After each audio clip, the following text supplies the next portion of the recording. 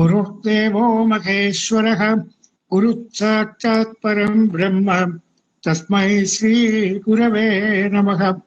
समस्तजनकल्याणे निरतं करुणामयं नमामि चिन्मयं देवं सद्गुरुं ब्रह्मविद्वरम्। ॐ पार्थाय प्रतिबोधितां भगवता नारायणेन स्वयं व्यासेन ग्रथितां पुराणमुनिना मध्ये महाभारतम् अद्वैतामृतवर्षिणीं भगवतीम् अष्टादशाध्यायिनीम् अम्ब त्वामनुसन्ददामि भगवद्गीते भवद्वेषिणी। नमोऽस्तु ते व्यासविशालबुद्धे पुल्लारविन्दायतपत्रनेत्र येन त्वया भारततैलपूर्णः प्रज्वालितो ज्ञानमयः प्रदीपः प्रपन्नपारिजाताय स्तोत्रवेत्रैकपाणये ज्ञानमुद्राय कृष्णाय गीतामृतदुहे नमः। सर्वोपनिषदो गावो दोक्ता गोपालनन्दनः पार्थो वत्स सुधीर्भोक्ताः दुक्तम् गीतामृतम् महत्। वसुदेवसुतम् देवम् कंसचाणूरमर्दनम् देवकी परमानन्दम् कृष्णम् वन्दे जगद्गुरुम्।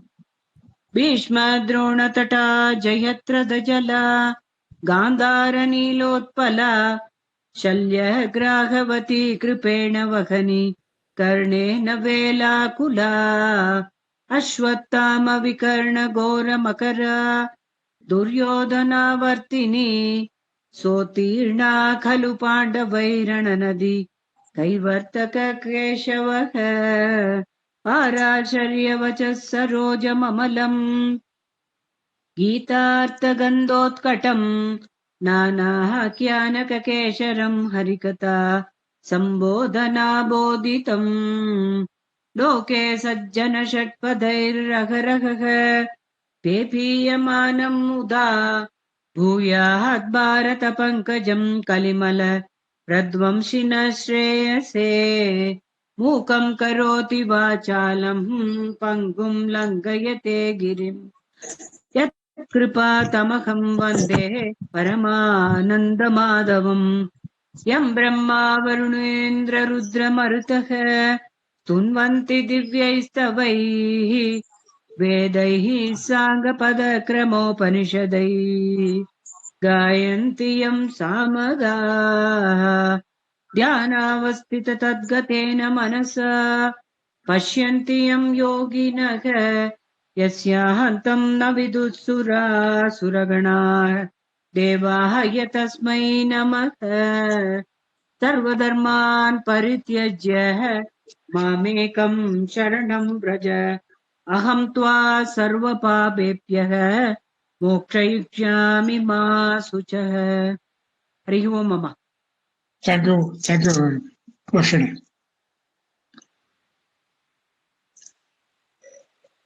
I have some problem with my computer sound system, so I am now joining on my phone. Now we are meeting after about 2.5 months, and we have completed up to chapter 9. So we will be taking up chapter 10, which is called Vibhuti Yoga. Before that, I thought I will discuss a few points regarding why Bhagavad Gita is necessary. Normal question, because many people who attend Bhagavad Gita, some people may say, why you are going to Gita study? You can use your time some other profitable manner. Especially when youngsters go to attend Gita, the seniors are telling them that there is an age for you to study scriptures, maybe after 60 years or 70 years. But at that time, by the time 60, 70, some of our parts of the body may not cooperate with you because of the aging. So that is the reason why when we were youngsters, even we can read small letters, fonts. But at the age of 60, 70, we need a bigger font. That is the reason why some of the books of Bhagavad Gita has very big fonts. So the earlier, the better. And Viveka Chudamani says, to get a Manushya Janma, human birth, is very rare. More rarer is to get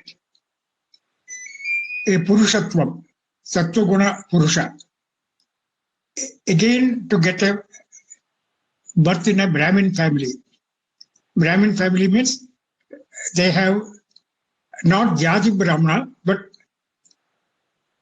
people who follow Upanishadic life. And again,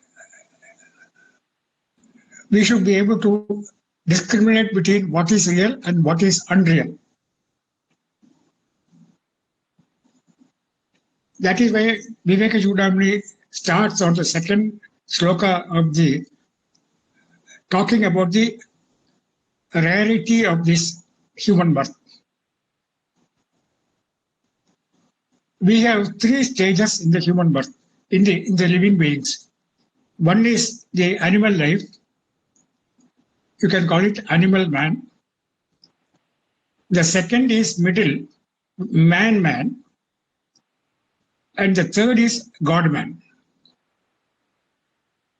God man, you can call it as a jnani, liberated muktan, liberated people, jivan mukta.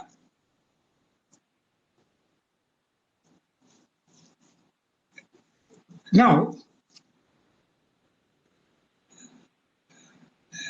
if you look at the human being and compare with animals, there are three things common to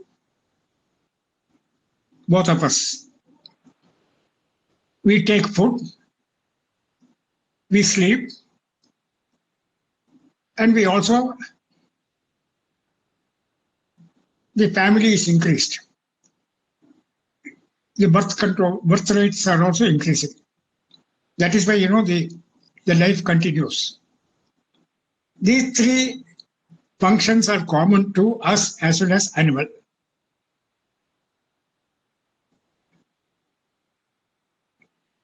That the three things are the food, the sleep, and the reproduction. Then what is the speciality of man, human being? Speciality of human being is the man is blessed with a buddhi, intelligence, arivu, Tamil, jnanam, that I am a human being. That knowledge we have. But an animal does not know that he is an animal. If I have a mirror in front of me, my reflection is shown on the mirror, and I immediately identify this is myself. That means I have the self-knowledge about me. But if you show the mirror to a dog will not know that I am a dog. Or if an elephant is brought in front of a mirror, the elephant does not know that he is an elephant. So this is the basic distinction between us and animals. Non-human, you can call it. So we have this self-realization. That knowledge we have, extra knowledge. And because of this extra knowledge, we are able to take control of the entire animal world, the material world. We are the boss. And because of that knowledge we have, buddhi we have developed lot of sciences like physics, chemistry, medical, engineering, aviation, medicines, all for what? We want extra happiness than animals. Because animals don't have a buddhi. We have a buddhi. So we have this buddhi we are using for extra happiness to get, higher standard of living, extra happiness. Nobody will say, I don't want extra happiness. We all want extra happiness. And because of that requirement of the extra happiness, which we have been, we do a lot of R&D, research and development, and we have converted the science into technology. And with the technology, we are able to improve the standard of life, our life.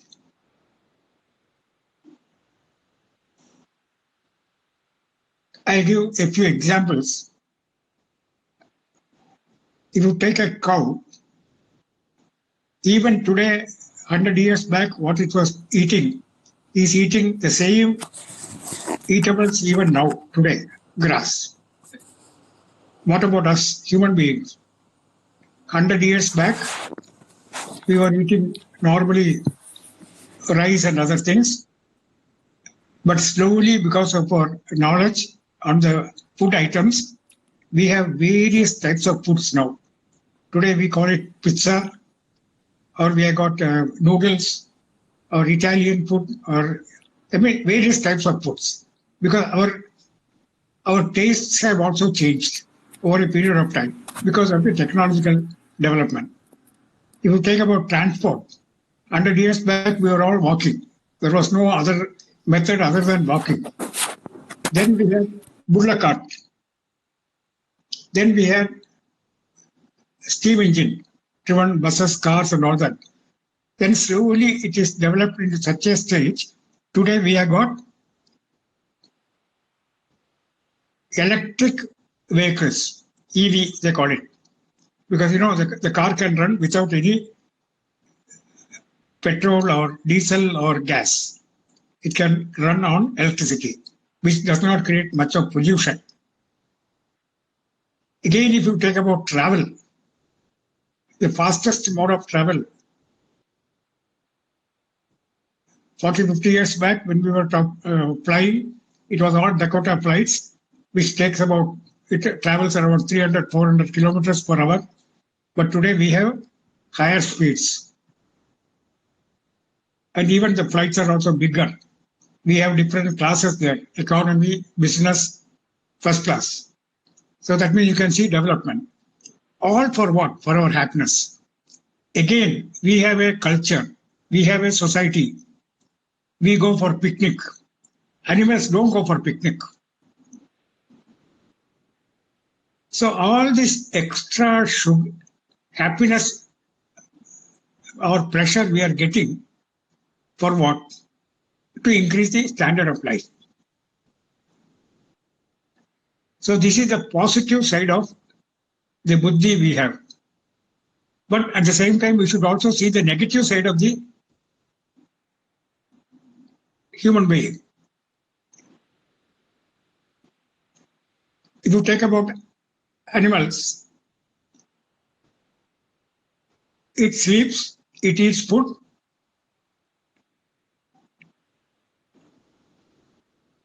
but when it gets sick, the nature has provided a solution for them. So that means it's not a cow will not go to a hospital or take some medicines or observe some fasting. No, because nature has provided such a protection for them. But because we have this extra knowledge, like we have the extra pleasure, we also have the extra sorrow. It's called a grief, you can call it. Extra grief. So we have extra happiness, and the other side we have got extra grief. Extra grief, I can briefly say, we have all these negative emotions. Physically, we are well off. Physically, because we have medicine to look after any of our illness. But the emotions we have in our, because of the intellect and the mind, we have kama, krodha, lobha, moha, mata, matsarya, 6 impurities. We are jealous of people, somebody hates us, we hate others, we have jealousy. So these are the sicknesses we face, and that they are all in the mind and intellect. There is a science for if my body is not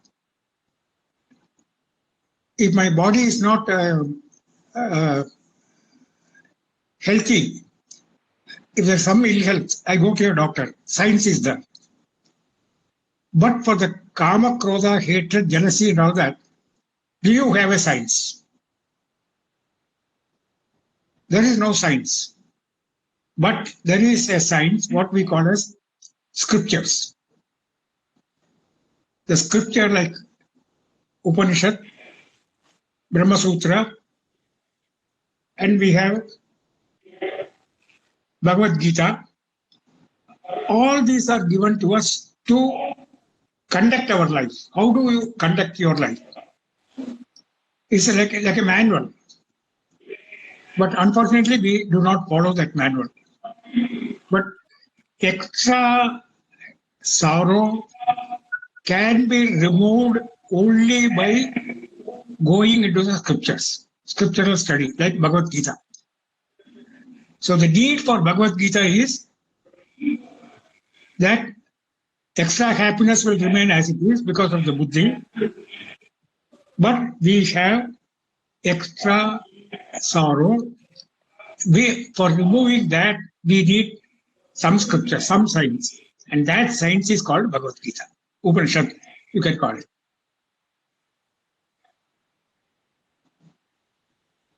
So, Gita study or scriptural study is not purposeless. It has a purpose. Like we have material happiness, material items, material thing to increase our standard of life, including sickness also, illness also. We have various hospital specialities like, heart specialist, cardiologist, kidney specialist, knee replacement specialist. So like that is, we are looking at the physical side. But what about the mental side, the mind and the intellect? So Bhagavan has given an intellect to use for what? To use for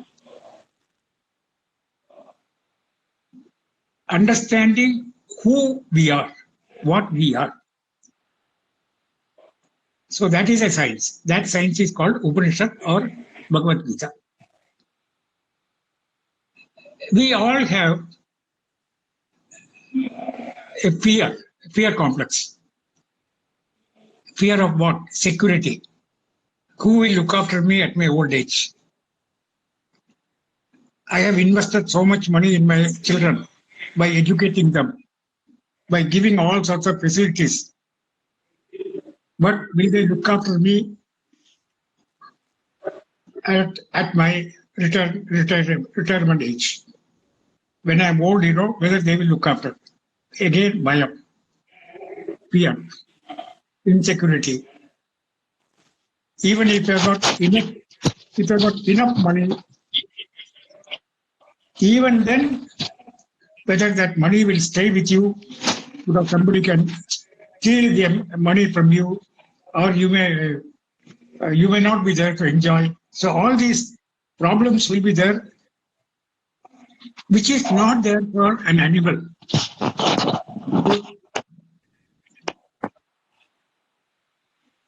So animals does not have this type of fear complex. Now, when I am completely depressed, I commit suicide. People go to the extreme of committing suicide. Have you ever heard a dog or animal committing suicide? No, because it has no emotions at all. Emotional value is not there. Suppose I take somebody is taking two goats to a slaughterhouse. One goat is slaughtered in the presence of the other goat, and that slaughtered one was made into bits and pieces, and it was hung. And the other goat was just watching, but that goat was also eating grass without any emotion, without any this thing. Will it happen in the case of a human being? Suppose I give you rasagulla at that time, when the other fellow is being slaughtered, will you eat rasagulla? So that is the difference between us and the animals.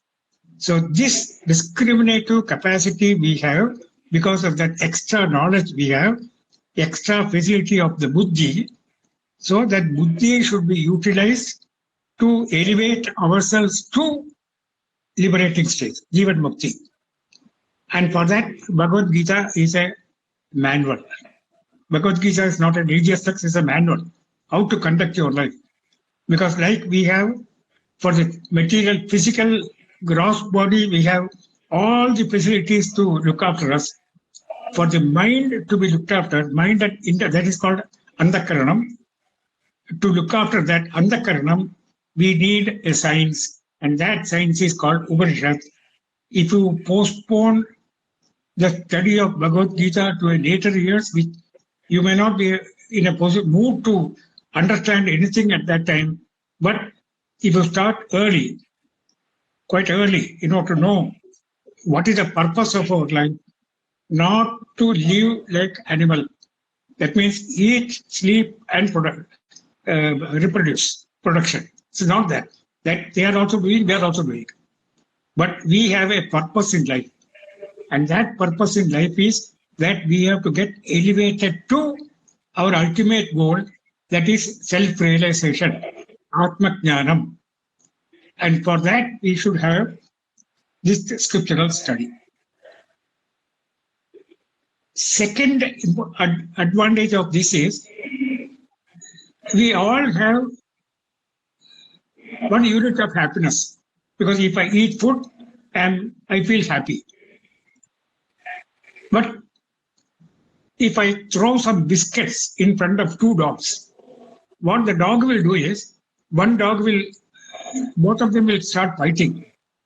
That I want more peace and this and that. They will start fighting, quarreling. Whereas in our case, we have been given a discriminative capacity. You can share. Suppose a mother shares her food with all the children and the husband in the family.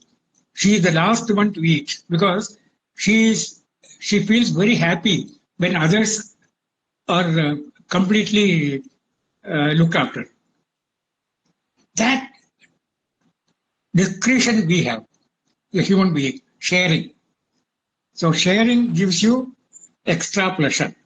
In the case of Taitiriya Upanishad, if you have got 1 unit of happiness by eating the food by yourself, you get 100 units of happiness by sharing with others.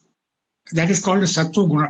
I mean, your gunas has gone up from Rajo Guna to from selfish to selfless consumption you are going. That is the advantage of the second aspect of this human life. So the intelligence what we have been given should be used for increasing our happiness. Extra happiness we can get, whereas an animal cannot get that because it will die away just like a roadside this thing. So it has no extra happiness. We have extra happiness. So for removing extra sorrow, Gita study is good, and for getting extra happiness, again, Gita is useful to us. And the third important aspect is only human in human life, you will be able to get mukti, liberation, that you can get freed from the cycle of birth and death. Otherwise, we'll go on getting rebirth, death, birth, death, birth, death. All this. This is a continuous cycle. Whereas in the case of mukti, liberation, I get Atma Jnanam. What is Atma Jnanam? I am not this body, I am not this mind, I am not this intellect, but I am beyond all this. And that is called Atma Jnanam. And to get Atma Jnanam, we need again a science that is called Upanishad or Bhagavad Gita. So the purpose of studying Gita is only to get ourselves lifted from this downtrodden life to a higher life. You will be contented, you will be tripti, you will not be, there will not be any negative emotions with you. No envy, no kamam, desire, krodha, hatred, jealousy, none of them will be with you. Then your mind is very pure. When the mind is pure, that is called Chitta Shuddhi. Once you have a Chitta Shuddhi, this knowledge of Upanishad you will be able to grasp it very, very well. And that is called Jnana Yoga, Shravana, Manana, Nididhyasanam. And once you know that you are not this body, the three bodies, Stula, Sushma, Karana, Sharira, then your situation is that you are above all that. You are Satyam, Jnanam, Anantam. Satyam means you exist in all periods of time. Awareness is there. Satyam, Jnanam. Then Anantam means infinite happiness. So that is the benefit of this studying of Bhagavad Gita. So the three main issue is that your extra sorrow is removed, like fear, security and all that. Then you get extra happiness. So if extra sorrow is removed and you get extra happiness, that is equal to total happiness. So total happiness is what? Remove the entire extra sorrow. Have extra happiness. That is called total happiness. So this is the main topic of the idea of studying Bhagavad Gita. Bhagavad Gita is nothing but a summary of the Upanishad. Upanishad Sara. In the Dhyana Sloka, it is coming, So, study of Bhagavad Gita is not for, reading like a novel or something. We should understand each and every sloka and how it can be applied in our day-to-day life. And then make our life free and happy, without any tension, without any emotion. Now, coming back to Bhagavad Gita itself, in the first chapter of Bhagavad Gita, Arjuna was totally down, completely down, shattered. He was surrounded by sorrow, grief. When it came to second chapter, the beginning, Lord Krishna gave a whipping. You are a what do you call it as a king, you are a Raja, and you are expert in all the armaments and all that, and then you are supposed to fight your enemies, adharmic enemies. Now, when you see Bhishma and Drona, you totally got into personal relationship, and then you said, I will not fight. So you have used your intellect in arguing with me that killing them will be a sin. Killing a grandfather and the teacher is the biggest sin. All that he argued with Krishna. So Krishna was listening. He was not giving any answer to that. So when his buddhi became absolutely helpless, at that time, the only solution for Arjuna was surrender. So he surrendered to Lord. Shishyastekam shadima tvam prabannam. You take me as your shishya and give me my welfare. So that is a sloka. Karpunya doshopagata swabhavaha prichami tvam dharma sammura chetaha yas shreyas yas nichidam rukijanme shishyastekam shadimam tvam prabannam. So this is what the Arjuna surrendered to Lord Krishna because he knew that his buddhi is not helping him. Even though he has a very high IQ, but his emotional quotient was very poor because he buckled when he saw Bhishma and Drona in front of the war. This is what we are also doing. So we all have high intelligence. Otherwise, we would have earned so much of money. We have come here to live a peaceful life, but we don't have emotional maturity. So we get melted even with a small obstacle. If my son is not listening to me, I am emotionally upset. That night I will not sleep at all. So this is the life. That means, so Bhagavad Gita gives you that emotional strength.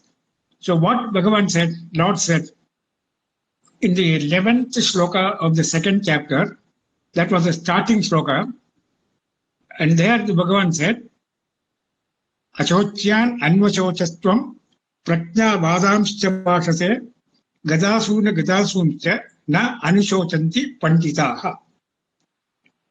The word very important is panditaha na anusochanti. That means jnanis do not have grief. Jnanis do not have grief. Now we go back. So who has grief?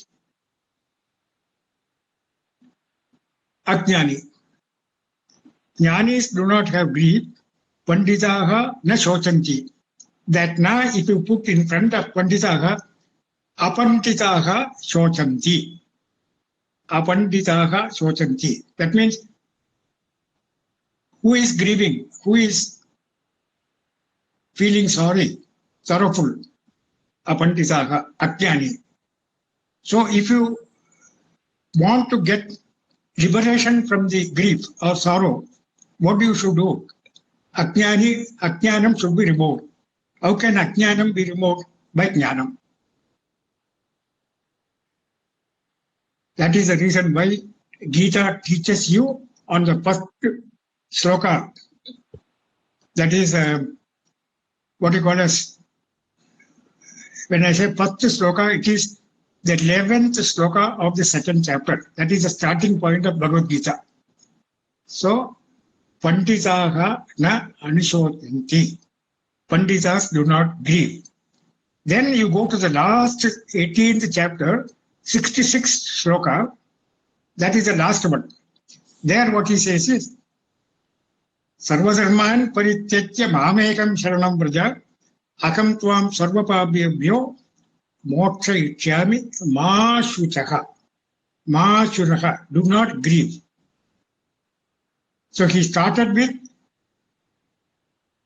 Panditaha na anisochanti. Jnanis are not grieving.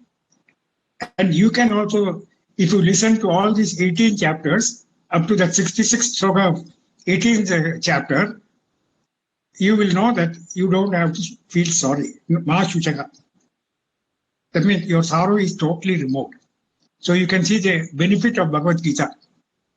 So Bhagavad Gita gives a chronology of how you can eliminate your sorrow, that extra sorrow in our case. Because we have a human birth now. So certain things you have to do, like, eating, sleeping and all that, that is a normal. but we have an extra brain. We have a buddhi. That buddhi should be used to increase our capacity to use it intelligently to make our life easy. So that is a important crux of the Bhagavad Gita.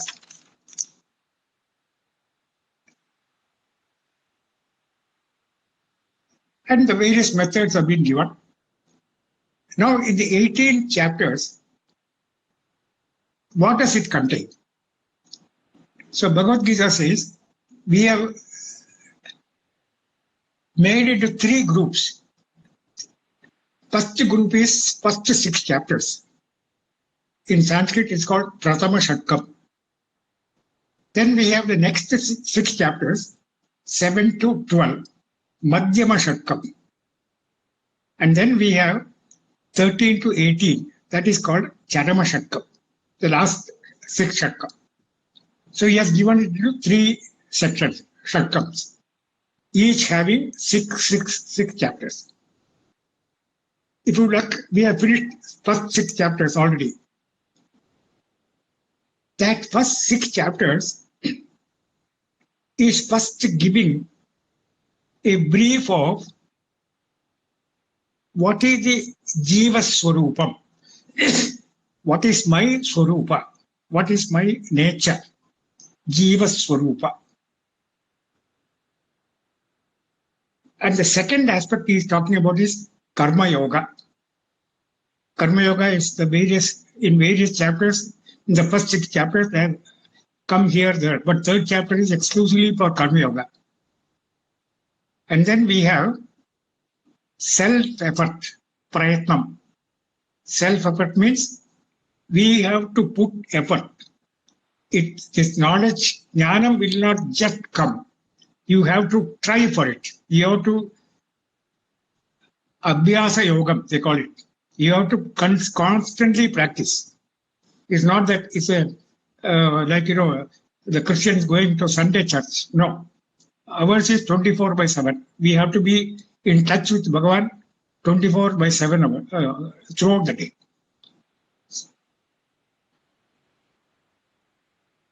So 3 main topics are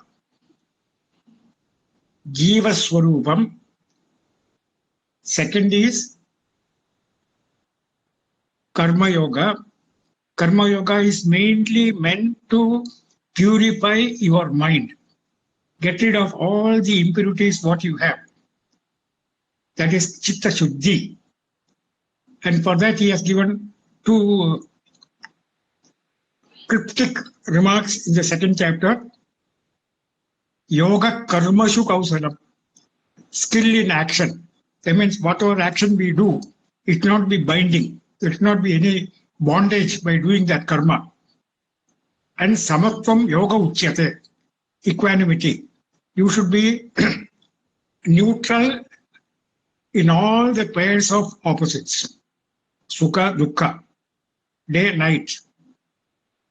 Light and darkness. So all these you should be equal. Samatva Bhava. So once you have the Samatva Bhava, you will not have any likes and dislikes. Today our problem is mainly because of our likes and dislikes. I like somebody, I don't like other fellow. Again, these likes and dislikes, when you do karma, it is giving you a pava punya result, karma palam. There also you be equal, because you always say the karma palam is coming from Bhagavan, prasadam. It is a prasada from Bhagavan. There is a beautiful sloka in 2nd chapter. Prasade sarva dukkhanam hani rasyoma jayate. So once you take everything as prasada, all your sorrows are eliminated. Prasade sarva dukkhanam hani rasyoma jayate. Prasanna chetasa khyashu buddhihi paryavatishtate. But buddhi gets elevated. So again, buddhi is used here. So this is the first 3 major topics. Other topics are there, but these are the major topics. Even in the first 6 chapters, they are also given the avatar details, how Krishna has become an avatar. So all that he has talked about. Now we come to the next 6 chapters, that is 7 to 12. Like there we have Jiva Swarupa, here it is Ishvara Swarupa. Jiva Swarupa, here it is Ishvara Swarupa. The first sloka of the 7th chapter itself is that Krishna says, I am an Ishvara. So Ishvara Swarupa. There we had Karma Yoga, here we have Bhakti Yoga or Upasana Yoga. That means you are focusing on Ishvara. And there we had Prayatnam, self-effort. Here we have grace of Bhagavan. Anugraha, Bhagavan Oda Anugraha. So without the blessings of Bhagavan, nothing is done. Without the blessings of Bhagavan, you will not achieve anything. There is a sloka on the 18th chapter. Daivam Chaivatra Panchamam. Adhishtanam Sadakarta Karanam Cha Prusak Vidam Vividacha Prusak Cheta Daivam Chaivatra Panchamam.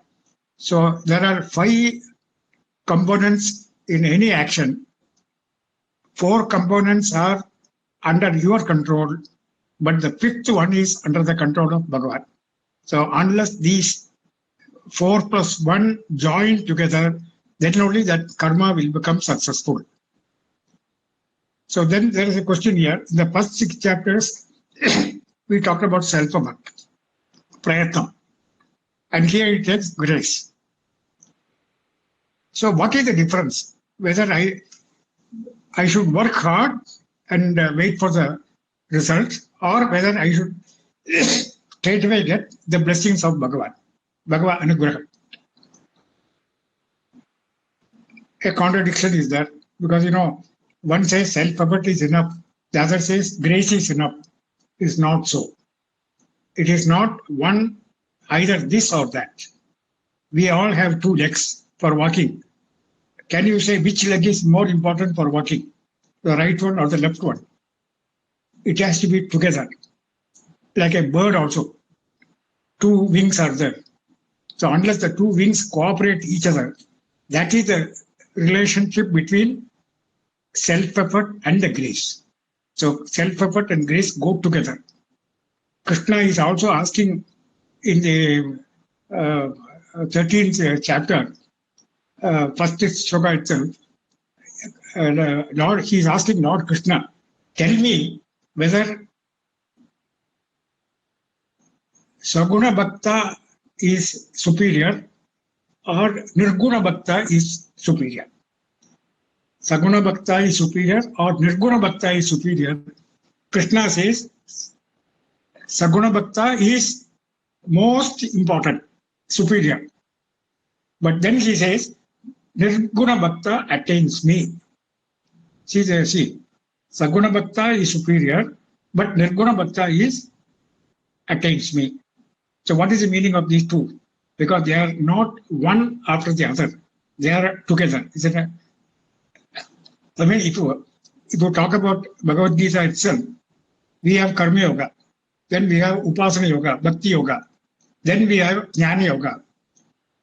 So if I follow only Jnana Yoga, will I reach moksha, liberation, mukti? But Bhagavan says, yes, provided your mind is pure. And how can your mind become pure? You need a qualification. For that you do Karma Yoga, 2 Bhakti Yoga, Upasana Yoga. Once you are prepared completely, then you are a fit student for Jnana Yoga. So this is how the relationship. Now coming back to the last 6 chapters. So we had Karma Yoga, we had Bhakti Yoga, and then here we have Jnana Yoga. Jnana Yoga is nothing but Shravanam, Mananam and Nididhyasanam. Then there we had Karma Yoga. In the middle we had Bhakti Yoga, and here we have Jnana Yoga. Then there we had self-effort, prayatnam. Second was grace of Bhagavan. And here he has given Sat-gunas. Sat-gunas means values. There are plenty of values given in the chapter from 13 to 18. So these disciplines we should follow.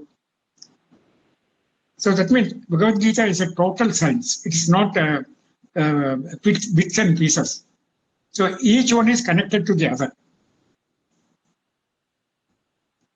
We had Jiva Swarupa, Ishvara Swarupa, the second Shatkam. And here, what is the relationship between Jiva and Ishvara? So Jiva Ishvara Aikyam. That means when I say Tati Tvam Asi, Tati Tvam Asi means you are Bhagavan. That is the meaning of that Mahavakyam. Tati Tvam Asi, Bhagavan. So Tat Padam is given as Ishvara, Tvam Padam is as Jiva, Jiva Brahma Aikyam is given in the last 6 chapters from 13 to 18. So this is the, you can, in a, what you call as bird's view, the whole Bhagavad Gita is 18 chapters divided into 3 sections, and each section is having three important aspects of it, other plus others. So the whole system, if you look at from an aerial point of view, it is a total science.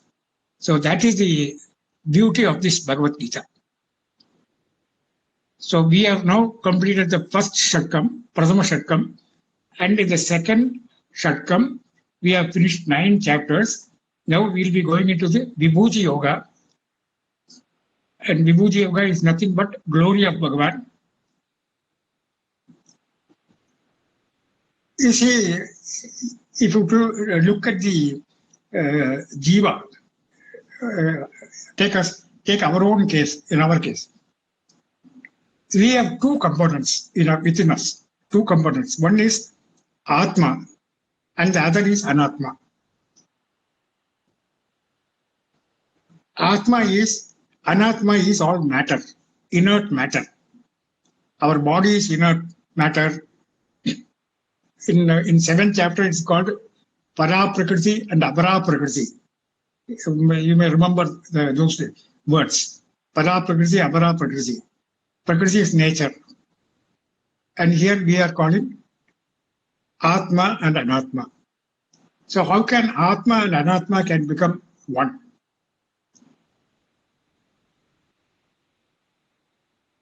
A discussion has we have taken place, because what is Atma?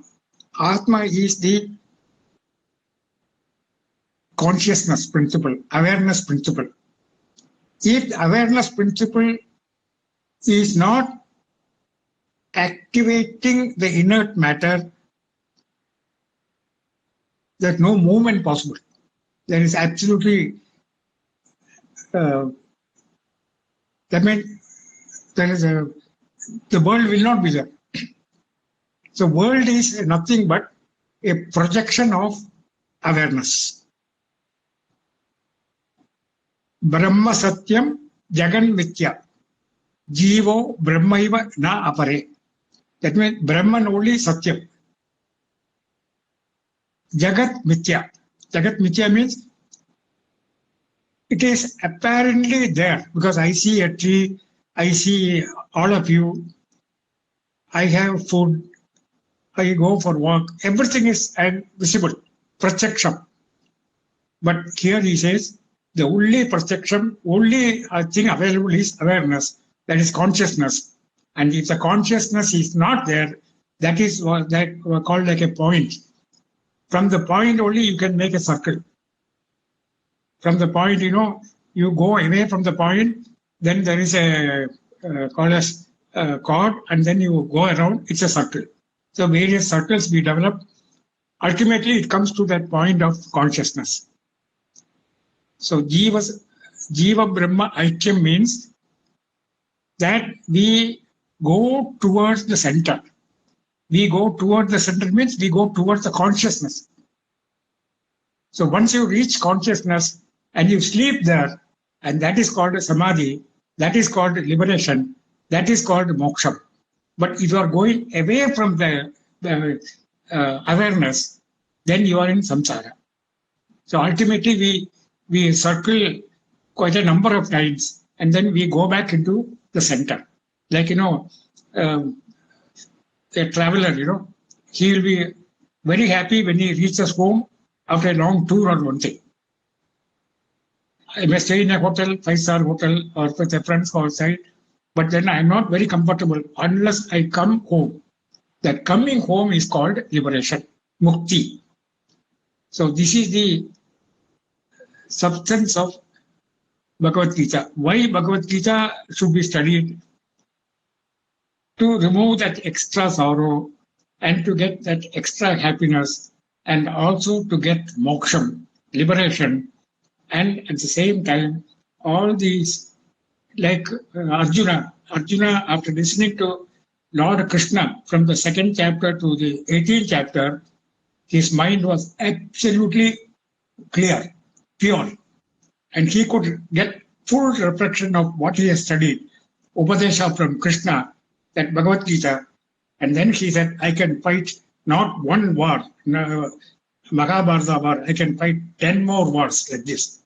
So that was the strength he got because he used his buddhi.